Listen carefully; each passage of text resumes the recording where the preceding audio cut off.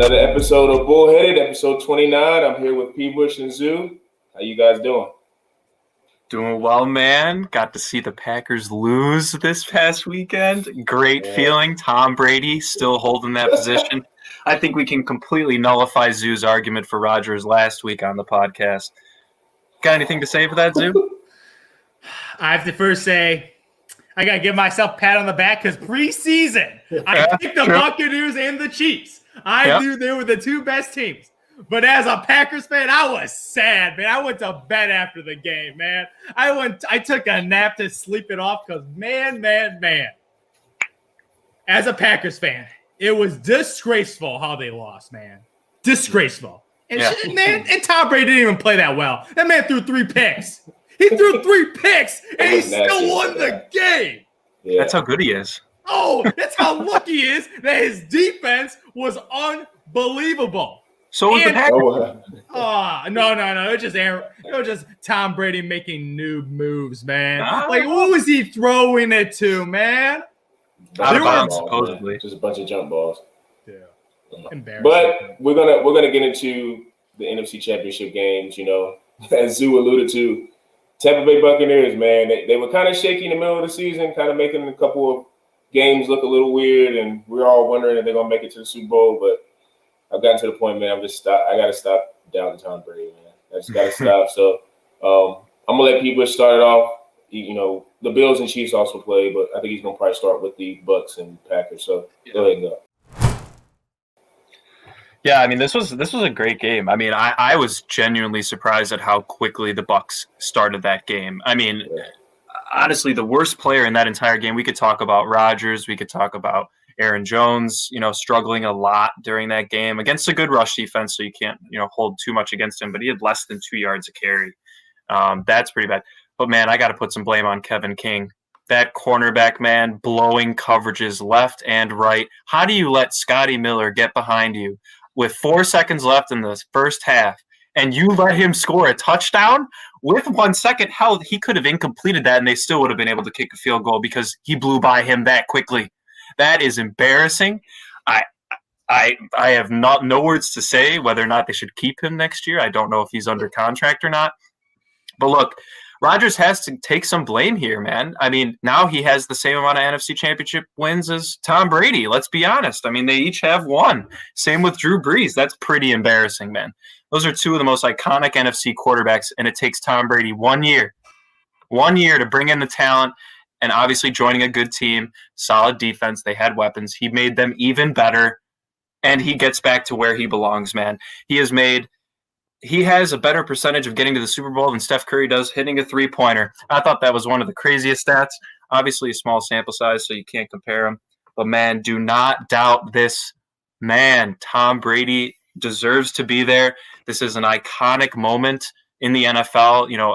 A guy who's played at the same franchise for 20 years goes and joins a completely different conference, a team that has been struggling for years, and he brings them to the Super Bowl in his first year, man. This is destiny at its finest. We have a great destined matchup with Mahomes and Brady. I am super pumped about that.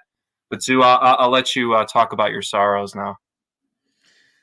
As a Packers fan, I felt it, man. I felt it. When we were favored by 3, I was like, favored by 3? No way, man. I don't care if it's a home game, man. I said it was a straight-up pick-em, man. 3-point spread, man. Vegas loving the Packers. Not me, man. I was nervous, man. I was nervous against this roster because I knew to that defense, man. That defense that actually stepped it up and made Aaron Rodgers throw 3 and out multiple times in the fourth quarter, man. Yeah. Tom Brady in the fourth quarter throws a pick. I'm like, Aaron Rodgers, this is your time to shine, man. Let's get it going, man. MVP Marquez Valdez-Scantling, that dude's getting open, man. He got some nice catches that game, man. He got some nice moves going on. I'm just like, what is going on, man? What is going on with MVC? We got Devontae Adams, man. Aaron Jones, even though that fumble, man. Oh, man. Dude, because Aaron Jones technically fumbled twice, but one of them was just recovered, so they got lucky on that. That guy just went straight into it. That was a great play. I give the defense. It was a perfect play.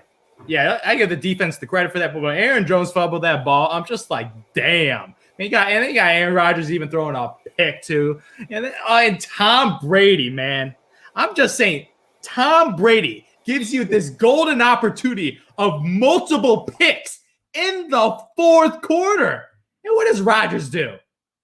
He was just no teasing touchdowns. Just no touchdowns, man. No touchdowns. 3 and out. After the back-to-back 3 and outs, man. And that last possession, man. That last possession. They got into the red zone and they couldn't capitalize. And they were the best red zone offenses in the NFL. Yep. One of the best red zone offenses, and they got stuffed. And then on fourth down, I don't know what they were thinking, kicking the field goal, man. We were trying to win. Without the onside, too, to follow. They didn't even onside it. Bro. I mean, it was that blew my mind because, I mean, obviously everyone was, that screenshot of Rodgers on 3rd and goal, the open lane that he had to take it into the end zone. Obviously it's the perfect picture angle. There probably was going to be defenders, honing in on him if he was to have taken off and run there. But, dude, it's 3rd and goal. He ends up throwing an incomplete pass out the back of the end zone or to Devontae Adams in the end zone. But he could have at least gotten them closer so that they could have had better play calls for their red zone. One of those quick little outs to Devontae Adams that has worked miraculously all season. They could have had that opportunity. But nah, Rodgers, he just didn't see it. I don't know if he just thought he couldn't get it. But then LaFleur's decision to kick the field goal just blew my mind, man. I mean, at that point, you don't know that Tom Brady's going to throw another pick, that next possession and give you another chance. You have to take that and just say, hey, man, I think LaFleur was nervous to put that play or his entire season on that one play, and that's just his experience showing right there. I think that's where Rodgers needs to override him. Yeah, the guy's got no balls, man. If that was Andy Reid, he'd throw it, man. Oh, if Patrick Mahomes was in that situation, you think Harrison Butker's going to kick a field goal? No. Are you kidding me? You got the MVP. Even though if he throws that pass, I still doubt it because they got stuck, man. They couldn't get anything. And I'm sorry, Aaron Rodgers, he had that open lane to run for the touchdown.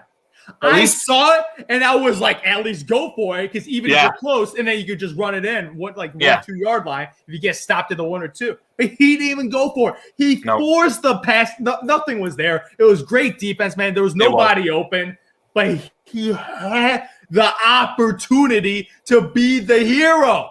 Yep. He had an open lane and a couple of yards, run it in, and get the 2-point conversion, and we got a ball game. We got OT pretty much, man. We could have had a legendary shootout, but damn, that ending. Damn, man. I know. I felt it. Rodgers. For such an iconic season, too, man. I mean, he threw MVP? 5 picks? Threw 5 picks, I mean, it was unbelievable. He's probably going to be the MVP, being it a regular season award. Votes are already casted. We'll hear that in the next, week or two. This was a. I mean, I think everybody saw this being a good game. Tom Brady was just teasing Rodgers, keeping him in that game, making horrible decision. There were a couple. There was a tip ball that I thought Mike Evans could have caught. I think that 2 were on Brady and 1 too high, was man. It was too no. There high was 2 that there were 2 that Mike Evans tipped and were picked off. So that was kind of the big issue. I thought Godwin played very well, especially with AB being out. AB being out and coming back, hopefully for the Super Bowl, will add obviously another weapon to their arsenal. He's been a touchdown machine since he's joined. It'll be fun to see this Chiefs defense playing against them. So why don't we switch gears over to Bills and Chiefs, Zoo? What were your thoughts on that one? I mean, pretty much what you expected. I knew it, man. I knew it. I said they're going to go back-to-back. They are like the Golden State Warriors, just slapping every opponent they play. Patrick Mahomes in the playoffs. Do you know what he does? Touchdown, field goal, touchdown. That's what he does, man. Those are his offensive possessions, man. The only one that they had to kick the ball back because Tyreek Hill dropped the pass, man. That was the only possession that they didn't get points. Tyreek dropped the pass, the fastest man alive. It's too obvious. Travis Kelce is too good. Even Mecole Hardman, after that fumble, Dude, they gave the Bills a free touchdown, man. They spotted that team, the Bills, 6 points because they missed the extra point. They spotted them 6 points, and they still whooped them, man. It's like not trying against you. It's like you playing against an elementary school kid, man. Give the kid, man, let him get some easy buckets, man. Let him be a 5-0 feeling real good, and then you crush his soul, man. You crush his soul. Mahomes like. I don't know. Compare Josh Allen to me. You compare that offense to me. Stop, dude. Stop. You're giving Mahomes way too much credit when on most of their scoring possessions it was all yards after catch or run. Man, Mecole Hardman 50-yard run sets up a 4-yard easy pass screen. That's an easy throw. I give you that. Look, he looked like he was cheating on that one run after catch where he went for 70 yards. I'm sitting here like, okay, yeah, Mahomes is great and he can make all these throws. He's probably could end up. He doesn't miss throws like Brady. But dude, we're gonna be able to see this matchup, man, and I'm very pumped because I know you're all riding the Chiefs. You already got them winning it all. I don't know, man. I don't see Brady making those similar. I'm telling you. If he throws 3 picks, he's losing by 2 touchdowns. He's not throwing. You want to bet if he throws 3 picks or not? There's no chance that's happening to him this time around. Well, he better, man, because that will be a boring Super Bowl. It would be a very boring Super Bowl. I don't want another Patriots-Rams type game, 15-7, something like that. I want like a 35-28 type game. 35. All I know is 32. my man will show up. I don't know about Brady. But Mahomes will show up. I know Travis Kelce, Tyreek Hill, they're for sure going to show up, and Mahomes just has to toss the ball in their general direction, and they're wide open every time. Perfect accuracy. You want to know why? Right in the palm of their hands, man. You want to know why? What do you mean? Why? I'm saying because Andy Reid is so good at getting them wide open. It's like watching Alabama play. I swear to God, like there's always a difference between college football open and NFL open, right? In the NFL, you see guys throwing their wide receivers open, putting it in an open area and making guys lay out. And Michael Thomas has made a living off that so far, just diving 10-yard catches all the time. When you watch the Chiefs play, man, there is very minimal contested plays when Mahomes is throwing the ball. Mm-hmm. And that has nothing to do with Mahomes.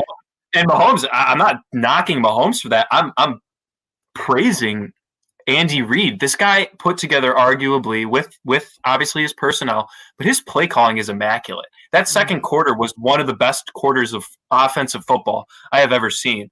I mean, 21 points, unbelievable. The Bills were in the game in the first quarter. I mean, they were up 9-0. I was checking the score like, wow, we got a game here.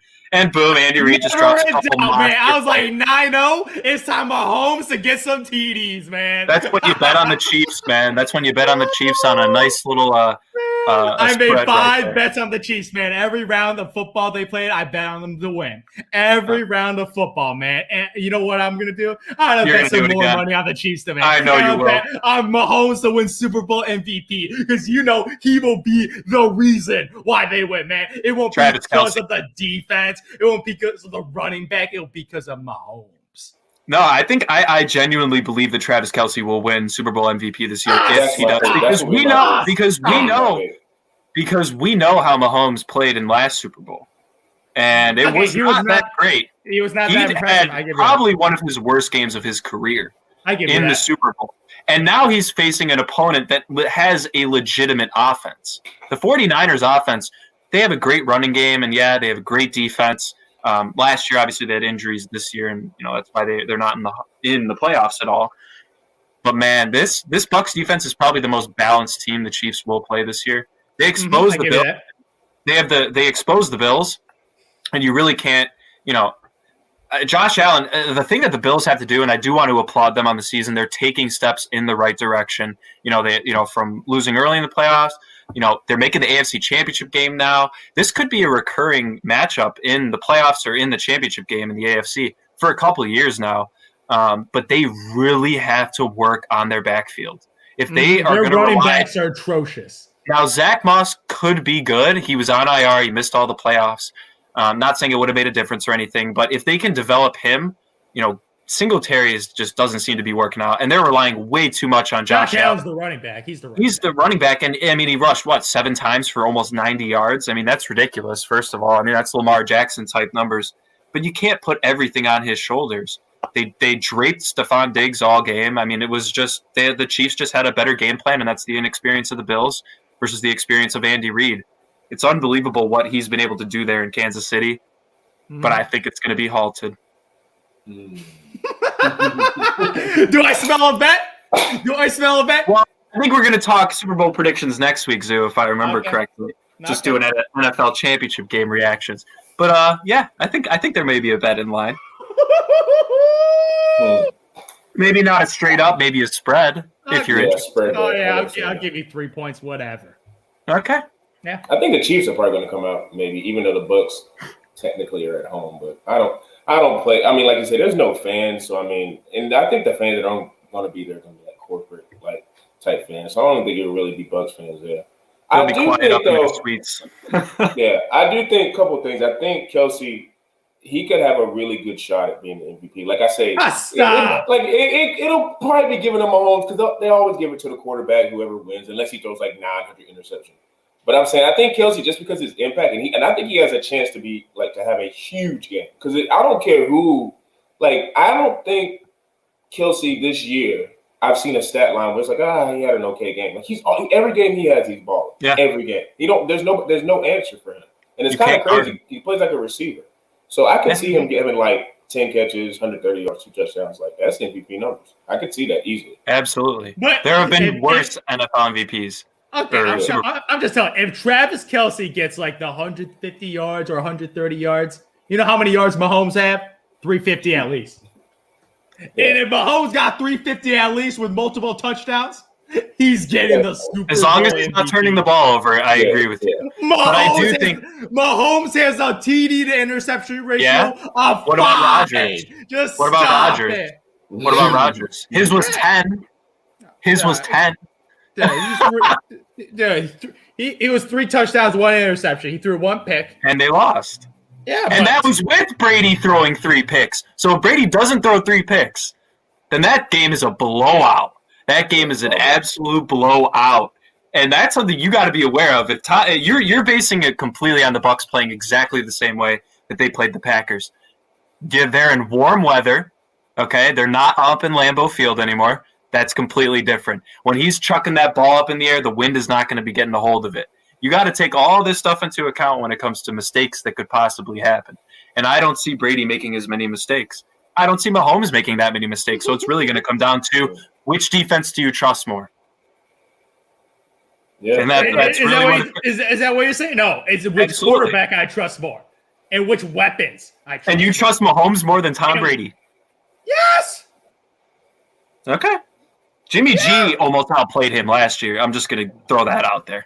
Just stop it, man. I think I'll give Mahomes some bail because it kind of if you go back and look at Brady, I feel like Mahomes played better than what Brady played in his first playoff or Super Bowl. Brady was just a game manager, so I think Mahomes is probably his first Super Bowl jitters. I think he's going to be fine. I think it's going to come down to who gets the ball last. Honestly, whoever has the last possession and somebody maybe there's tit for tat touchdowns and then somebody has a field goal, then whoever has it last gets the touchdown probably wins. I feel like that's how it's going to go.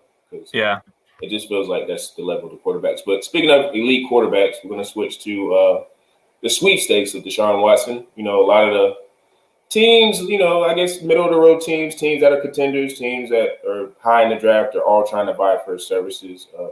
I guess he's officially made it known that he wants to be traded.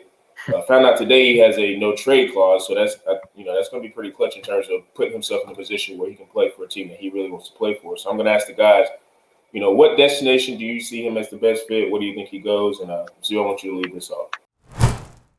This is Ryan Pace's opportunity to redeem himself from the failure of a GM that he has, because he got this golden opportunity to redeem himself of getting the quarterback that he passed up on, and he's unhappy.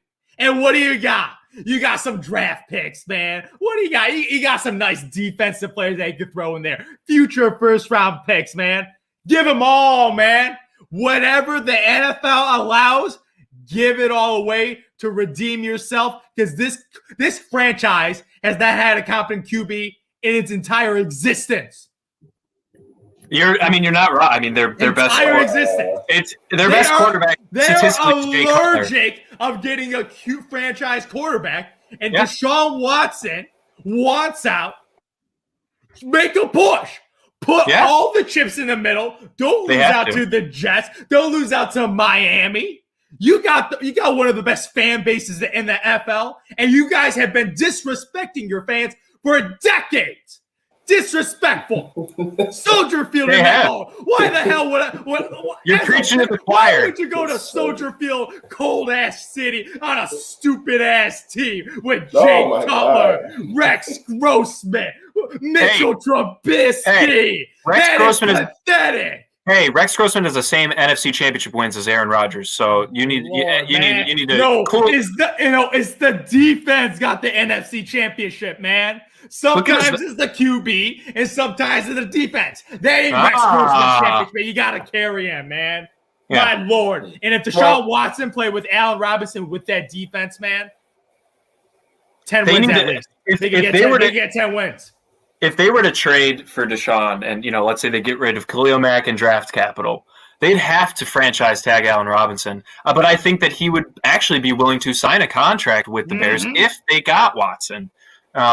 But Zoo, you know one of my favorite movies of all time is Seven, right? With Morgan Freeman, Brad Pitt. You know what Seven Deadly Sin Ryan Pace has? Pride. This man will not admit his wrongdoing. Everyone else in the city of Chicago has acknowledged that he messed up and that Watson is the better option. He's the only one, along with maybe some of the ownership and the president of football operations. They're all dead set on saying, no, we'll just start anew, blah, blah, blah. But I agree. I mean, if they really want to prove that they're trying to win and not just be a mediocre team year in and year out, maybe have a good year here and there, get a good record, go to the first round and lose because you don't have a star quarterback. That's something that they're going to have to address. But are they willing to part ways with Khalil Mack? Personally, yes. I think they easily should. You can fill a defensive end and still get good production. Khalil Mack's production, teams are double teaming, triple teaming him at this point, to the point where his sack numbers are way down. He still affects the game heavily, and everybody knows that. But Watson affects it more. And that's something that there's only been arguably one defensive player who has affected his team more than an offensive player, and that was Lawrence Taylor. And that's coming straight out of Bill Belichick's mouth. He single-handedly brought that team from 2-14 to the playoffs year over year, and he was the only addition. It's pretty ridiculous to think about that there aren't many defensive players that could be that game-changing, which is why the Bears need to go all in on Watson. But if I am being rational, Zoo, that is not happening. Let's be honest. I am a Bears fan at this point. I put all hope out the window. There's no more hope. They make me believe every year. Zoo knows that more than anybody, and they just continue to let me down. So I think there are a couple other places where he could fit well and where teams could give them, give Houston a decent amount of return. I think the Dolphins are a big one. You mentioned them, Zoo. They have solid weapons. They have an unreal defense. They're a young team. The only thing is they do have a decent amount of draft capital, so they might not even need to move Tua, or maybe move Tua in a 3-team trade, possibly getting just him off of the payroll, because they are going to have to afford Watson. But other teams like the Niners, the Niners getting the Jimmy G situation is kind of fallen downhill. He took him to a Super Bowl, injuries.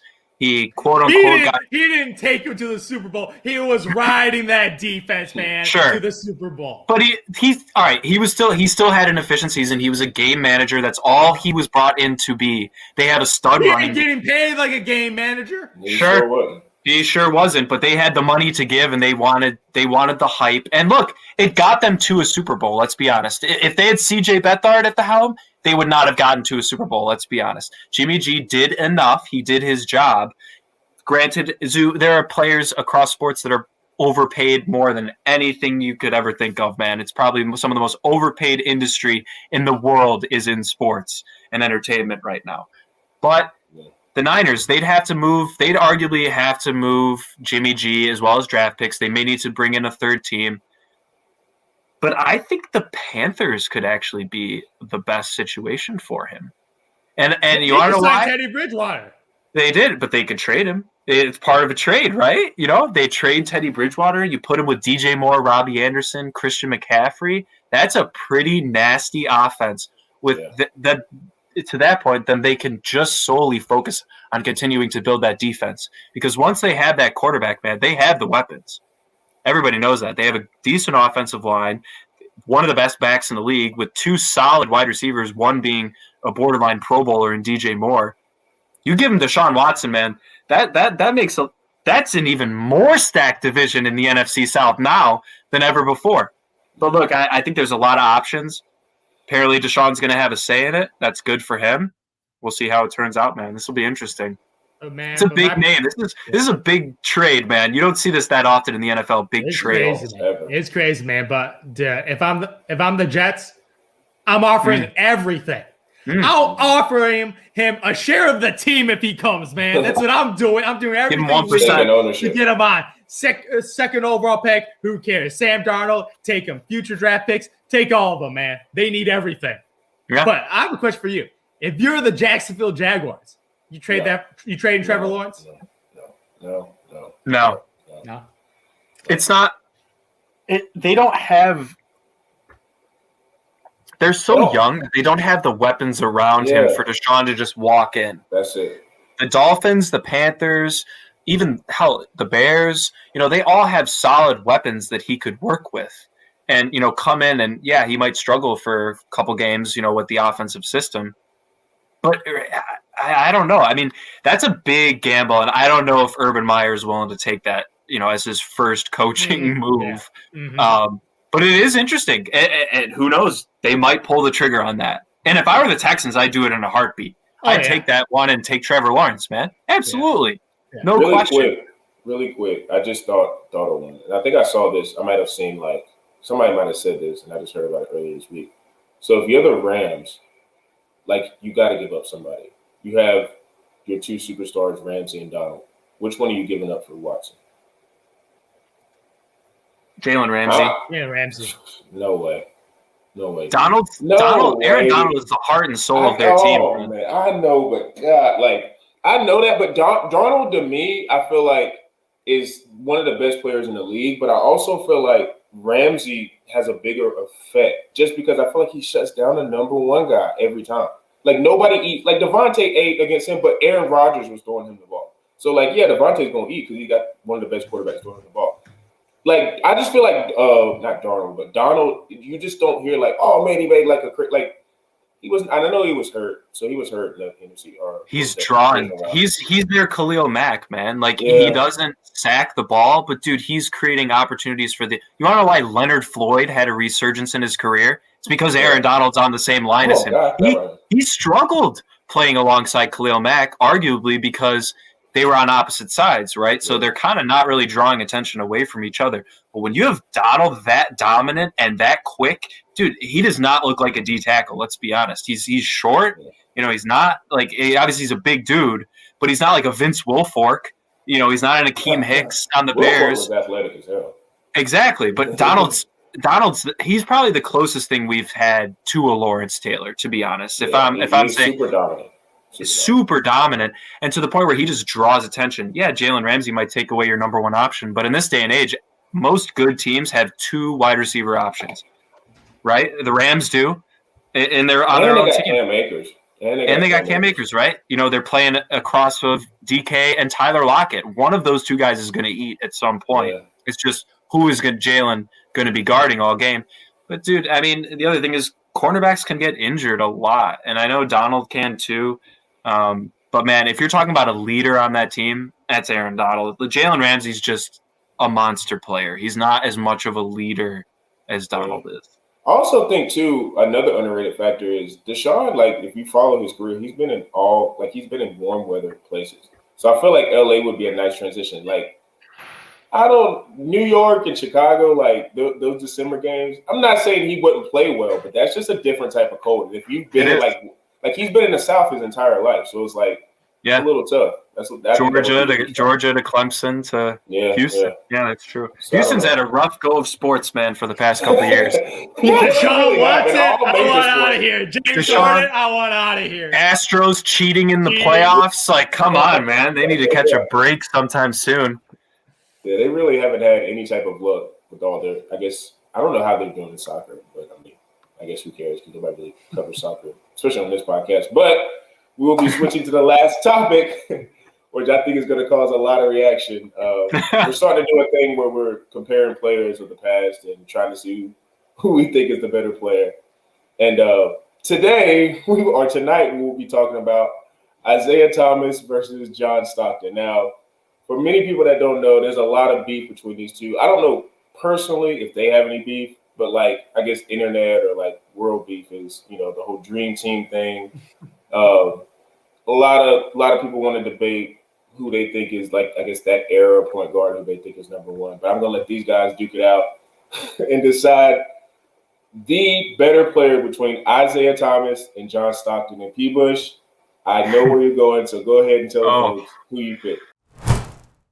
Dude, when we were discussing doing this topic, I was like, this is easy. I'm going Isiah Thomas all the way, right? Everyone thinks he's more explosive. He scored more. But when you really delve into it, man, John Stockton owns him in almost every single category. This man is listen to me, Zoo. I don't want to hear it. You listen right here. Okay. This man is the career NBA leader in assists and steals. That's 40% of the 5 major statistical categories. He is the NBA historical leader. Okay? That's pretty impressive. He's an elite perimeter defender, right? He's made numerous first all-NBA teams or defensive teams. He made first all-NBA teams as well, second NBA teams, Isiah Thomas. Isiah Thomas had injury problems, man. This was a problem. His prime... Look at this. His prime, they're actually, if you look at it, their primes are about the same length. They were about 9 years. John Stockton took a lot longer to kind of come into his own, whereas Isiah's averages actually dropped as he got older. And that's likely because, the Pistons were adding a ton of offense. They had Adrian Dantley averaging 18 a game, Joe Dumars, Vinnie Johnson, other guys as well. Bill Laimbeer even averaged 15 a game. But if you look at the 2 finals, dude, this man won 2 finals, and I don't want to say this wrong because he did win back to back, and that's very impressive. But man, he couldn't have had it happen at a better time. The Celtics and Lakers going like this. Jordan hadn't reached that yet, and he was there right at the perfect time, and I don't blame him for that. But he wasn't even a Finals MVP both times. He wasn't the best player, and the reason and why they won both times. Now, Stockton never won, which is totally fair, but he had to go through Michael Jordan. And I can't blame him for that either. That's something that most people would write off. That's why Gary Payton never won in Seattle. He did win in Miami, obviously, kind of a fluke. But, man, this is – and I know, dude, you're going to hate everything, but, man, he had a better field goal percentage. He had better three-point percentage, more efficient player, better defender, better passer. The only thing that IT has on him is his explosiveness. That was the one thing that he had was his driving ability. Other than that, he beats him statistically in every single category. Okay, let's first break it down. First of all, he won a Finals MVP, so he was the best player. I said he won 1 of 2. Okay, I said that. You left that out. Okay. You're making it seem that Isiah was riding the coattails of Joe Dumars. Hell no. They averaged the same both finals, so kind of. Stop with the. They both averaged 18 a game, as did Adrian Dantley. John Stockton, if you break it down as simply as possible, is a pass-first point guard, man. He's not the primary scorer. He's the guy that passes to people. The problem with pass-first point guards is if your teammates are garbage, there's nobody to pass it to. You pass it to guys, they brick in shots, man. I want a point guard that can take over and get buckets and distribute, man. Because then if my teammates start missing, I can take over. Man, John Stockton ain't no taking over any games.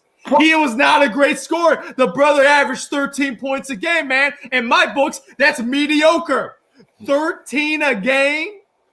Come on, man. Kobe White of the Chicago Bulls averaging more than that right now, man. John Stockton is averaging 13 points per game, man. And also, he's a great assist man. Do you know why? The best. Okay, he got lots of assists because he had the second leading scorer of all time in Karl Malone. So is Magic a bad passer? No, he's a great passer. Okay, he's a great. But he played with Kareem. I'm just saying. You can't make that call. I'm just saying. Okay, those all-time assists. Okay, he got those assists. Yeah. You got to look at the context of those assists, man. You got Karl Malone dropping over 30,000 points. Yeah, sure. Okay, you're talking Isiah Thomas. The guy averaged 9 assists for his career, 19-9. So he was primary ball handler, primary scorer on his team, and primary distributor. Mm-hmm. So he was a creator and a bucket getter. Dude, but what I don't understand is one, and yes, sure, if you're asking who you'd want on your team for one season, is that what you're saying? Right? You're saying I want? If I'm starting a franchise and I got nobody else, I don't know who the rest of my team is. I'm taking Isiah Thomas because I need a guy that can get a bucket and distribute. John Stockton is very dependent on teammates. Yes, obviously, but the man shot 52% for his career. When he was asked to score, he did it efficiently. Volume, baby. Because he played with a guy who scored 30,000 points a game, and he deferred to him because he knew he had the advantage over him. Why are you knocking him for that? I don't understand. Maybe he was a little more aggressive. He got a title. That's not true at all. They were a great team, and they won 6 games both series, man. Maybe John Stockton had a little more Steph Curry in his brain. They would have won the series. Maybe. That's sure, but that's not how it was back then. That's just not how it was. The reason the Pistons won is Isiah Thomas played in the 80s and 90s, and he broke the mold. Yeah, because they had 8 players who were averaging double digits a game. 8 players. You want to know what team that reminds me of? The Miami Heat, man. Currently, they have balanced scoring. Not one person on any Pistons team, when they won, averaged 20 a game. Not one. Mm-hmm. You want to know why? Because they facilitated the ball. It didn't have to all be on Isiah Thomas. And that's why, he was a monster. His first couple years, he was averaging 22 and 13 a game because they had nobody else. And that's fine. But he was not winning. He was not winning during those years. And that's just a fact. Whereas everybody needs their teammates, but how well do you play with those teammates? Isiah Thomas, he won championships. That's fine. But he had injury issues. He retired at 32. That's a little sketchy for me. That was partially his gameplay. John Stockton played till he was 40, man. He played 19 seasons. He consistently never averaged under double digits and consistently averaged over 12 assists a game. Once again, it kind of goes back to last week. It's what you want. Do you want longevity or do you want peak prime? And in this situation, I would actually prefer longevity in my point guard. Now, in a shooting guard, I would take prime all day because they're my primary scorer, not my point guard. I prefer traditional point guards, unless your name's Derrick Rose. I had a question. Well, not really a question, kind of like a statement.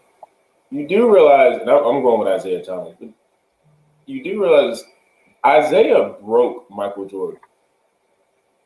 No, he didn't. He broke Michael Jordan. The coach. And Michael Jordan came back once, I guess he had like the Breakfast Club and all that stuff. And he finally came back. People say it was age, but he broke Michael Jordan. And if you really go back and look at it, the Pistons lost to Michael Jordan and Scottie Pippen because they kind of got a little older and started breaking down. It wasn't because Isiah wasn't any good. Like when Isiah and them, and they were all at their apex, he was killing Michael Jordan. Bro, Stockton couldn't beat Jordan. Dude, Isaiah's the only, and that's why everybody hated Isiah and took him off the Dream Team because he was the only one that was kicking Michael Jordan's ass. Like to me, that means a lot, dude. Sure. And Larry Bird. Okay, but if you're talking about, all right, they're getting old, they're falling away. Then why did Michael Jordan win all of his championships in his 30s? Isiah Thomas could not, man. He was winning at age 28. He was like 5'10". He was like 5'10". I don't give a damn. I know John Stockton. They're the same height. They're 6'1". Isiah Thomas is bigger than John Stockton. He's got 10 pounds on him. John Stockton couldn't beat Jordan, though. And he had Karl Malone to do it. Isiah didn't have no Karl Malone on his team. Okay, sure. And how was Scottie Pippen playing when he played the Pistons? Non-existent, man. He was not the Scottie that you're thinking of. I get it. But I'm saying he was by himself. Yeah. He was with his second best option at that time was Horace Grant. And it's like okay, you're talking about a team in the Pistons that has 3 Hall of Famers at that time on their team, and Joe Dumars, Isiah Thomas, Dennis Rodman, Bill Embiid, arguably the best 6-man of all time, and Vinny the Microwave Johnson, man. The guy could come in. He played like 15 minutes a game, and he averaged 15 a game. Yeah. He'd average in 15 minutes like 15 points. They had a deep team, and deep team. And that's actually why I'm most surprised of why IT's assist numbers didn't actually increase as he got older. They actually decreased along with his points per game. He steadily declined throughout his career, whereas a lot of players end up kind of, they go through different phases. Look at John Stockton, man. He was between 13 and 18 points per game for about 15 straight seasons. 15 straight seasons. They consistently were in it. But if you're looking for pure talent, sure, take Isiah Thomas. But if I'm looking for a team leader, I'm going John Stockton all the way. I don't want a guy who's just walking off the court after he loses. Stop it, man. You're holding that against him, man. You're holding that against him. Yeah, because it was his idea. Dude, I don't give a damn, man. If you lose, I love when they become petty, man. Pettiness is great for the NBA, man. Dude, MJ is still petty too, man. Yeah, he's still holding that grudge after 3 decades. They hate each other. I love it. I love a man that this man got Michael Jordan to hate him. That is only Reggie Miller is the other one. Only Reggie Miller. That is incredible, man. His competitiveness. And what are you talking about? He beat the Lakers and Celtics in their prime, man. Yeah. Isiah Thomas is Detroit Pistons team. 88, 89. Yeah. Dude, he beat him in 89. Yeah, dude. Actually, wait, that was the year after Kareem left. Yeah. Kareem wasn't on that team. He was doing. The Celtics. That's what I think. So he beat the Lakers with what? Magic and James Worthy? Yeah. Oh. And when they lost, Isiah broke his ankles, man, in the finals, man. That is, I will never harp on Isiah Thomas for that. That is one of the best game highlights I've ever seen. Is him hobbling. How do you play on a broken ankle, man? And drop 25 points. The only other guy I can ever think of is Willis Reed in 1970, played in Game 7 of the finals with a torn ACL. That's pretty impressive. Those are probably the 2 best injury playoff moments in NBA history. But look, I just personally like John Stockton, man. I just thought he was a more balanced player overall as a basketball player than Isiah Thomas ever was. Yeah, you take that pass first point guard, man. They don't win. Except That's Magic. fair. Yeah, I would say Magic Johnson's the outlier because the man was 6'9". Exactly. If you think about it too, like what Isiah just started is, he really is the only little guard that, like, I don't know, one may come to my head, but like a little guard who is like him being the best player on the team won a championship. I would also include Steph Curry. I'd include Curry, and the closest to come to it was AI. Yeah, he got. I think if you look at it, like, obviously Allen Iverson had much more bounce, but like he clearly watched a lot of Isiah Thomas growing up. AI, he loved those little stop jumpers, the mid range game. I mean, Isiah Thomas, his finishing around the rim was ridiculous. He just could not shoot to save his life, man. I mean, he could not shoot the 3, but it wasn't a part of the game. It wasn't a part of the game. But then again, for their careers, him and Stockton attempted the same amount of 3s per game. So, and Stockton was up about 12% on him, I think, in 3-point percentage. Oh, yeah. He was a much better shooter, man. John Stockton was a pure shooter. And he's just I think he's a more efficient player than Isiah Thomas was. And that takes into account everything. That he's an all-time steals leader, all-time assists leader. He's a great perimeter defender. He can shoot efficiently and 3-pointers. I don't know what else you want to say about that, man. If he was asked to do more, he could have done more. I think that's my point. Do you know what was asked of him? To beat the Chicago Bulls, or at least force a Game 7, man. But you know who choked more in those series? Karl Malone, man. As Scottie Pippen says, he didn't miss a damn free throw, man. He did not deliver on mailman. Don't deliver on Sundays, man. Mailman. Damn. Oh man, yeah. I think Isiah. I think if you switch roles, like if they switch teams, I'm not saying Stockton is not on the level of Isiah. Like, they're comparable players, but I don't know if Stockton may get 1. I think he may get 1, but I don't know if he leads Detroit how Isiah would have led Detroit. And I think Isiah would have did the same thing. Stockton. He averaged 18 and 8 in both finals, man. Like, that's not finals MVP numbers. It just isn't. Joe Dumars averaged about the same in both finals. Same with Adrian Dantley. They just gave it because it was Isiah Thomas. Adrian Dantley, man. Dumars was a dog, though. I will give you that. True. Again, Joe Dumars was an elite defender, but man, don't forget Adrian Dantley. Why not? Who was the other guy? That was a problem child. They had Mark Aguirre, too. Oh, Mark Aguirre averaged 17 a game. Wasn't Bill Laimbeer on that team, too? Bill Laimbeer was on that team. Enforcer. Yeah. You want to know who broke Jordan? That is who broke Jordan. Actually, no, I know Isiah Thomas kind of probably got Jordan to the level of competitiveness that he is. Definitely. So I actually think Jordan will never admit it, but he actually appreciates that. He'll never admit that to Isiah, but he knows that that's what got him to where he was, right?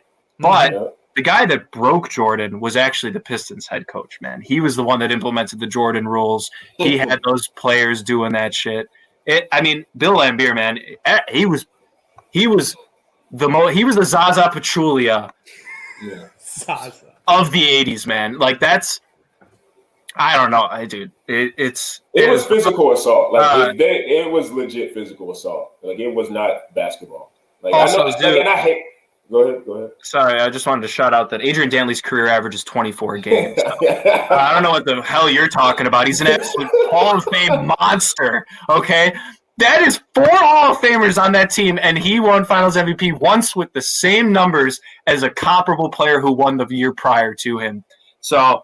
I don't know what you got to say. I think his finals MVPs are a little bit less valued than others because he did not carry that team by himself like the LeBron Jameses do, the Michael Jordans do, hell, like the Karl Malones, the Hakeem Olajuwons can do, or Shaquille O'Neal's, man. He's not on that level. He's on the level of John Stockton, and that's just a fact. I would actually love to see that Pistons team play that Jazz team. That would be a hell of a matchup, and I think the Pistons would win.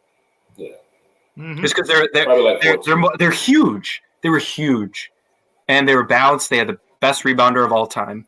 It's ridiculous how stacked that team was for that short of a time span. It's actually a miracle, and everyone forgets about him.